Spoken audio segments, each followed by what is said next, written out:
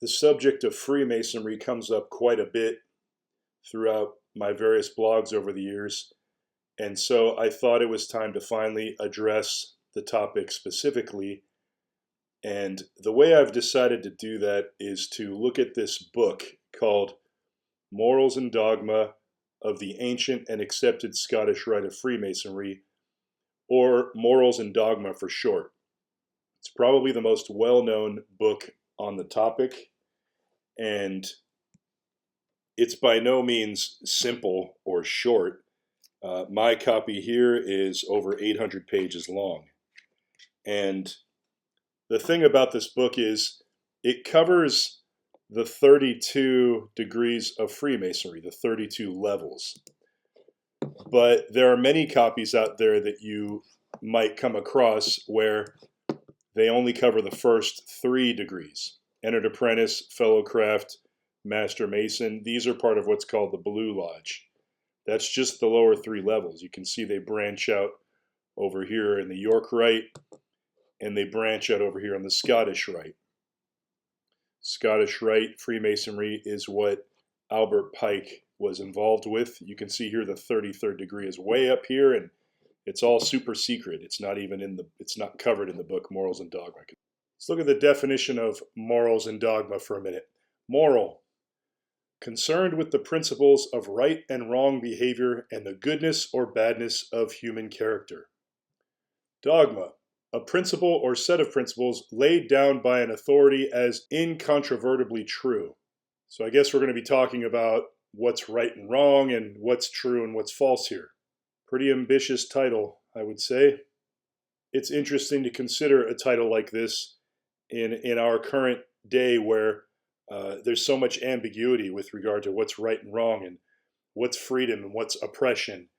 And it almost seems like there's an active will to blur all of this and to destroy the idea of right and wrong and destroy the idea of, correct and incorrect and even man and woman.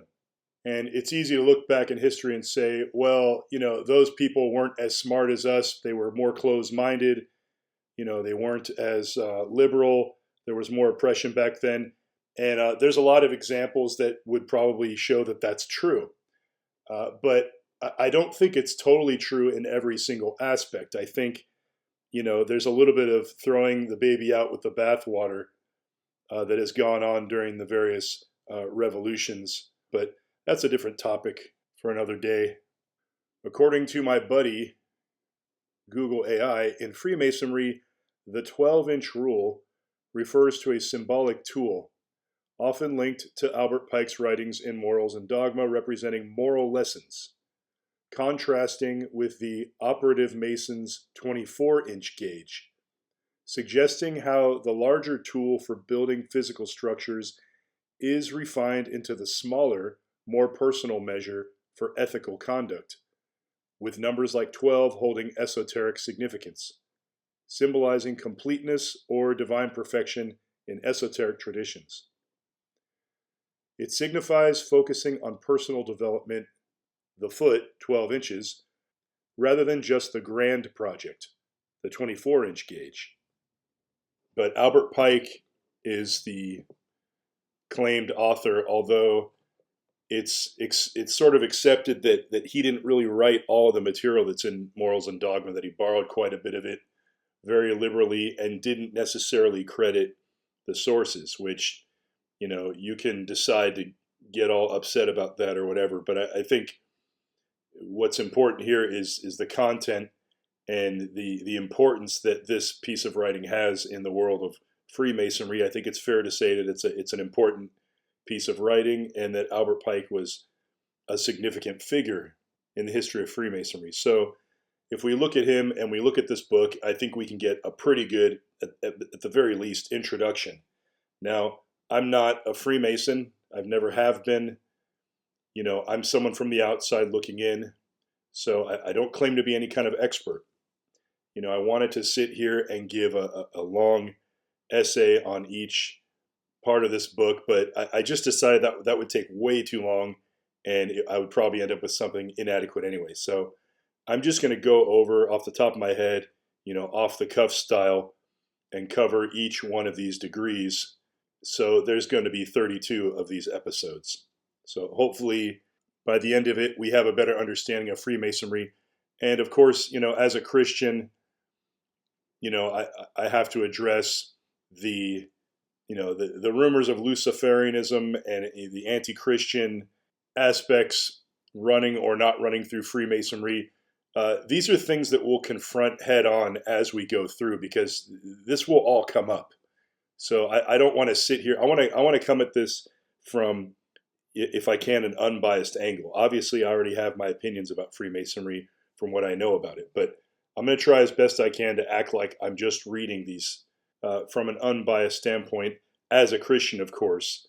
Although I wasn't a Christian when I first started studying this stuff, and there was a time in my life where I took a lot of this very seriously and considered even being a Mason myself, or at the very least, a practitioner of the occult magical arts, a lot of which, especially when we talk about alchemy and things like this and astrology, a lot of this runs into the studies of Freemasonry, which we'll see.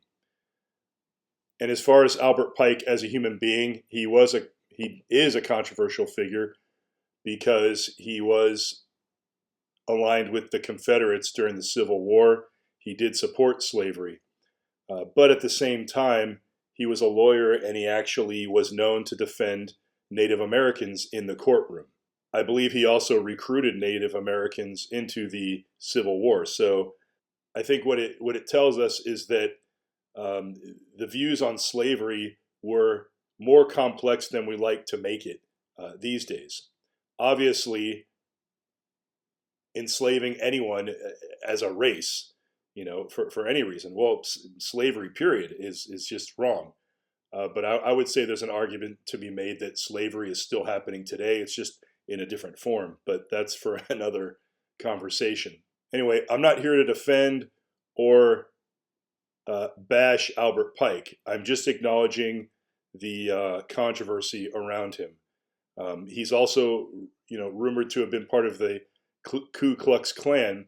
But if you really look at it, if you look closely at that and you research it, it doesn't really seem to be an established fact by any means that he was part of the KKK.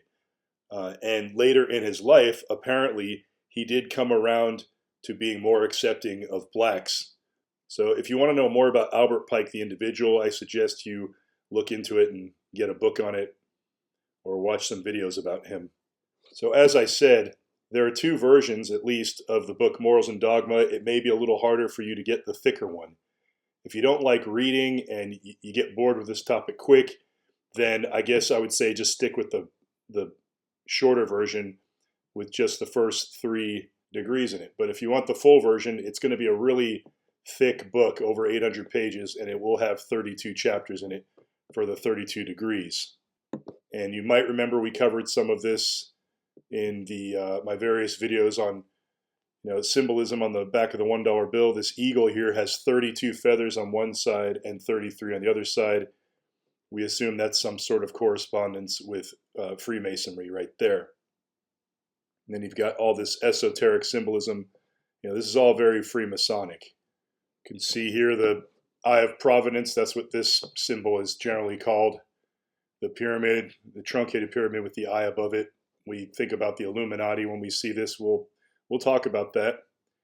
But as you can see, you draw the Star of David and you get the word Mason, M-A-S-O-N. So I think this just speaks about the Freemasonic nature influence upon the early, the establishers of the United States, the individuals involved in the artwork. I've gone over some of this in a few blogs I did just before the 13th floor elevators video I did. So I'll put some links in the description going to these various blogs and videos I've done already in the past if you're interested. And as far as the Illuminati, the Illuminati was a real offshoot of Freemasonry. It wasn't considered, I don't believe, a legitimate one. A guy named Adam Weishaupt established the Illuminati in Bavaria around the time of the American Revolution. And so it was an offshoot. It's not considered a regular part. There are many different lodges of Freemasonry, and they don't all observe the same rules. So again, this gets very involved when you want to talk about Freemasonry, because one shoe doesn't fit all. You can't cover it all, even looking at one particular sect of Freemasonry. I know that at one point, Swedish Freemasonry did require you to be Christian. That's what I read anyway. But Scottish Rite Freemasonry clearly will allow you to be an adherent of any religion, or so it says. But right there we run into problems, because when religions are interchangeable, you start getting into condoning the concept of two masters. But we'll get into that more later as we run into the issue directly. So let's just look at the accepted definition of a Freemason. A Freemason is a member of Freemasonry, a fraternal organization that teaches moral and ethical lessons through symbolic rituals and ceremonies. Members are men of good character who believe in a supreme being and are committed to self-improvement and community service. The organization traces its origins to medieval stonemason guilds and is the world's oldest secular fraternal organization. One of the justifications for the secrecy in Freemasonry talks about the ancient stonemasons, who basically, this is way back before electricity and the modern conveniences we have, and identification cards. And the way that a stonemason would identify himself is through secret hand symbols that were only given to him when he reached a certain level. And so the Freemason on site, the head mason, he would be aware of the hand signals going up to that level of skill. And so if someone came in and said, I'm a whatever super duper master mason times 5, that's not a real title. I'm just making that up. But the master mason on site would say, okay, what's the hand symbol for that level of skill? And if they didn't know it, he would say, well, you're not qualified to work on this project because you haven't demonstrated that's basically their ID card. So that's one very sensible reason for secrecy in Freemasonry, for secrecy in the hand symbols. But beyond that, we can only really conjecture unless we are members of a Freemasonic organization. But again, they're sworn to secrecy, so they're not supposed to tell anyway. 1. Apprentice, the 12-inch rule, and the common gavel. The first word in this section is force. And I think most of you, when you hear the phrase the force, you generally think of Star Wars and Jedi Knights and these magicians with hoods, and part of this magical order / warrior class in this fictional fantasy world of Star Wars. I'm sure George Lucas probably is or knows a lot of Masons, worked with Masons. There's a lot of Masonic themes running through the Star Wars movies and the concept of the Force. But whether that's the case or not, the Force in Star Wars is as good an allegory as any other, I would say, to represent what the Force is. But if we want to get down to the literal sense of what's being talked about here, what is force? Well, you're trying to open a door and the door won't open. So what do? You have to force it open. You yank it open. That's force. That's one type of force. Another type of force is you're laying in bed and your alarm clock goes off and you're super tired and you do not want to get up, and you have to sort of mentally force yourself to pull yourself out of bed. The physical force of pulling yourself out of bed, that's a type of force, but you had to think it in your mind first. You had to force yourself by thinking it. So that thought, there's a type of force there. Albert Pike presents different types of forces in different contexts and tries to illustrate the importance of understanding and regulating force on all levels.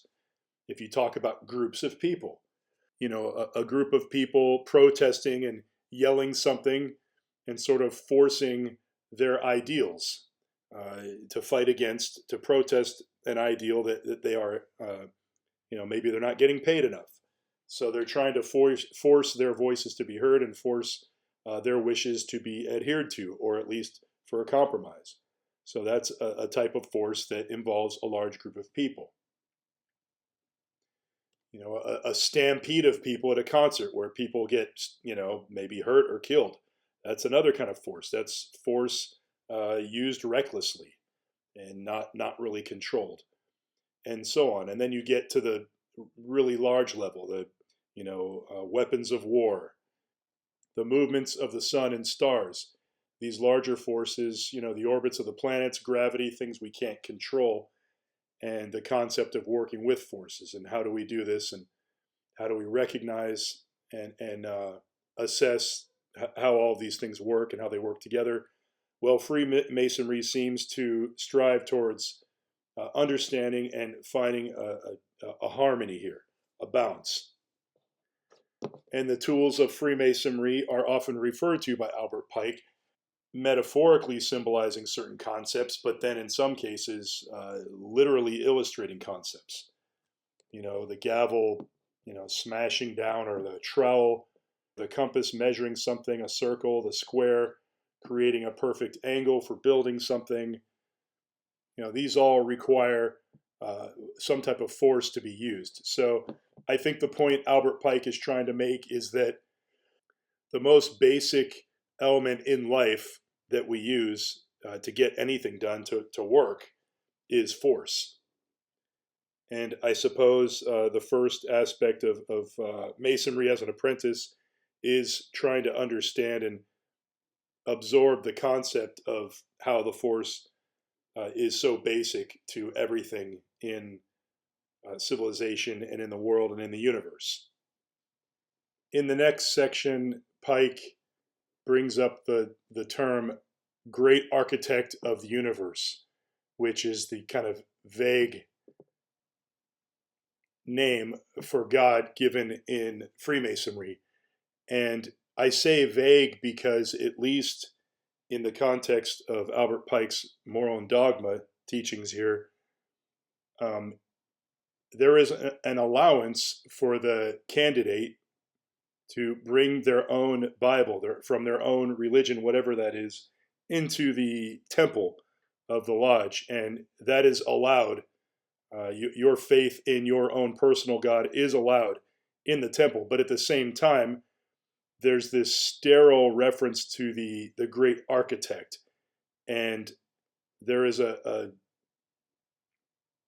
deliberate attempt to fuse this phrase, great architect of the universe, with whatever God you bring to the room. And this gets very tricky because, and I've thought about this a lot, and I think the best way to think of it that I've come up with is, you know, if you've ever used a video game console, and you had to put in a cartridge or a CD or a graphics card into a computer. You know, you've got the console, and then that's the great architect of the universe of Freemasonry. And then the candidate, you put your cartridge inside that console, and that cartridge represents your religion. And so you put it in there, and they sort of become one. So it's like this. It's as if vagueness is a tool where the Freemasonic structure allows anything in the world to be plugged into it without feeling like it's being stepped on, but at the same time, it gets integrated. So it's a very tricky thing, and the language in Morals of Dogma in this section is very careful not to sound like it's trying to replace religion or ape religion, as Pike says, but yet at the same time, it is kind of a religion, and we will see many examples of that. He's already talking about prayer, and the place where Freemasons meet is called a temple. A temple is where people meet to, conduct ceremonies and express their religion. So I think it's important to consider, the implications of what's really going on here. Is there some kind of deception happening here? Is there an attempt to sort of co-opt whatever your religion is? I think when you get to the base of it, what Freemasonry is striving to do here is acknowledge your faith, but then take your faith and say, now plug that faith into our machine here, and now they've got you by the balls, if you will. Because once you put your faith in something, you'll do almost anything for that entity or group or religion that you're part of. Your force will now be funneled through this concept of the great architect of the universe, powered by your own faith in whatever your God is, that's safely plugged into that console Freemasonry has provided you in their cozy temple there. Now, just as these tools were described as having, literal and figurative meanings with reference to the force and the great work of the Freemason or whatever, when we start talking about the structure of the temple and the lodges that Freemasons attend, you may have noticed that Freemasonic buildings are often very beautiful and very intricate, and there's a simplicity there, but there's an intelligence, and you wonder, what do all those symbols mean? Well, they all mean something. Freemasons are very big on their symbols and allegory, and every little line, every little detail means something. And there's reference to Hiram Abiff quite a bit. Supposedly that he's sort of revered as the first Freemason or Mason or whatever the equivalent would have been back in the day when he built King Solomon's temple. And when you enter a lodge, there's these pillars, and by the front door there's two pillars which are referred to as Walk-in and Boaz. I'm not exactly sure of the pronunciation, but Jordan Maxwell, who talked a lot about Freemasonry, in one of his presentations, he said something really funny. He described Boaz as being, basically erect, and walk-in is basically jacking off. He was basically saying that's close to the meaning of what this is. This all starts, delving out in a lot of different areas really quickly. And if you don't know it all really well, like I don't know it all really well, I don't want to go too far out there and start saying things that I don't know what I'm talking about. But you can just look at these pictures here, and you can see that these lodges, they're very symbolic. They're filled with occult symbolism. Occult because we don't know what it all is. But Albert Pike starts sort of, I guess, peeling the layers back one layer at a time. And more you start to feel like there's some larger plan here, and there's a kind of a mystical energy you get from it all. And it's very interesting and kind of mesmerizing for people like myself. When I was younger, I thought this was very cool. I still find it fascinating, but I feel like there's a little bit of a sinister side to it. And there's talk of a blazing star behind a star. Pike talks about how the sun and the moon represent these energies, and I guess this in the middle of this eye would be the blazing star from which everything projects, the force, the generative force, and then you got the G. And I talk a lot about my blogs how, the G could represent generative force, but also God. But I guess wouldn't God be the generative force? Because if it's the force behind everything, then both controlled and perceived, and not controlled and not perceived, I guess that can only be the force of the God or the great architect or whatever, right? The next section starts getting very involved and starts talking about, lines from the Bible, but also different religions, Egyptian mysticism and symbolism, Isis, Osiris, Horus. Aleister Crowley talks about Horus a lot, the unborn child. And you can see here this blazing star coming out of the blazing eye. And these are all very big concepts in Freemasonry.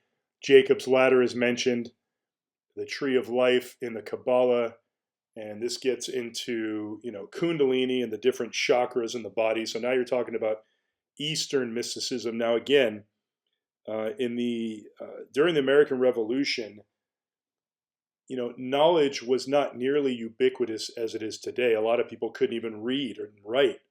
People who could speak, a lot of them couldn't read and write. People who were Christian, not all of them had even access to a Bible. A lot of the traditions were oral, handed down orally. So this information, this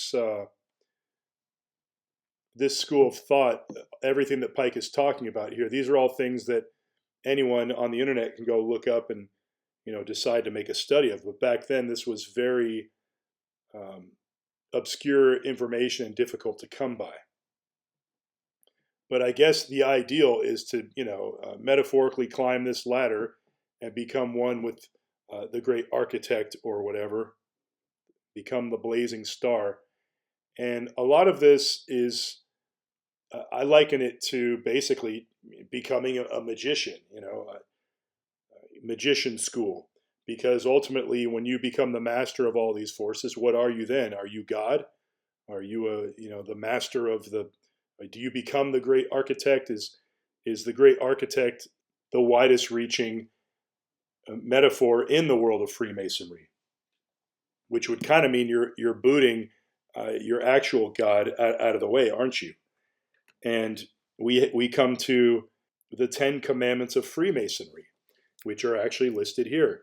Yes, there are 10 Commandments of Freemasonry listed in this book.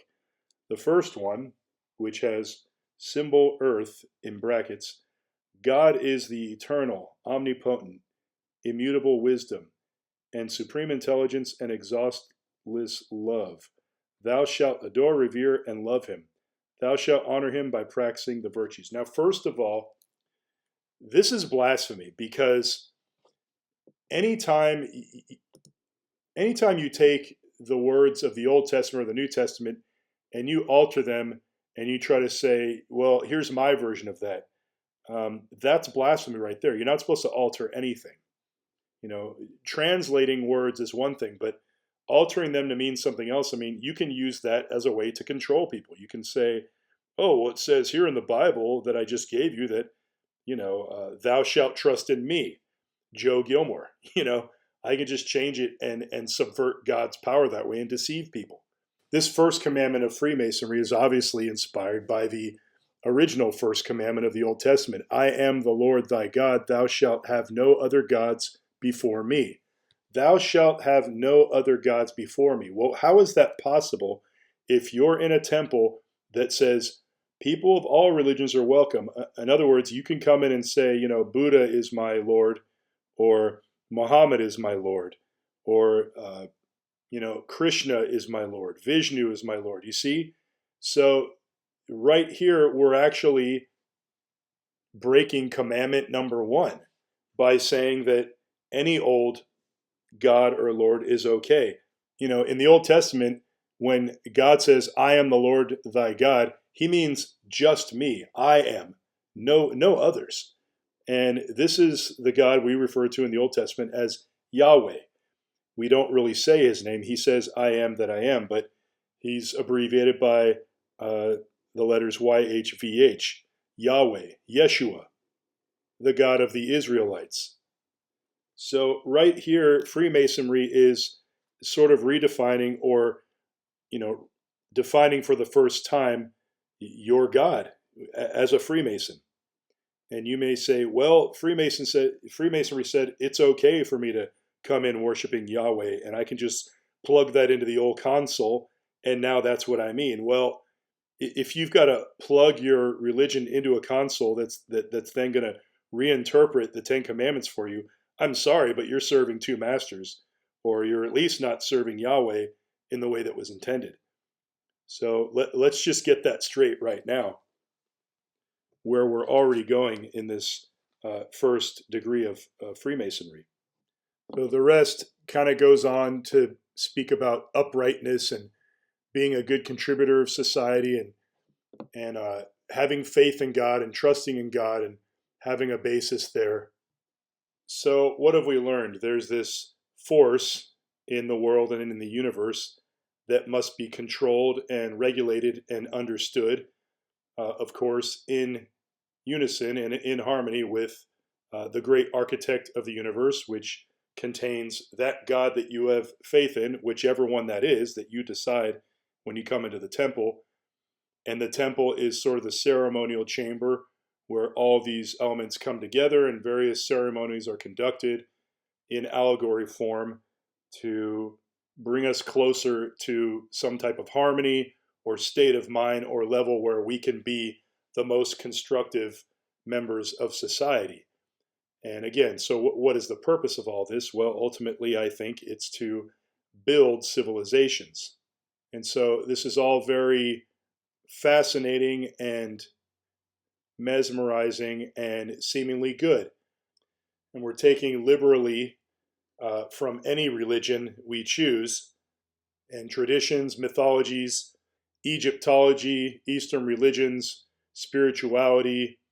We're just basically grabbing anything from anywhere, and we're sort of putting it together into this one religion, which again is supposed to be incorporating your own personal religion while we're also building this larger religion around it of Freemasonry. But let's not get ahead of ourselves here. Let's be fair. Let's give Albert Pike a little more of a chance here because we've still got 31 degrees to go over.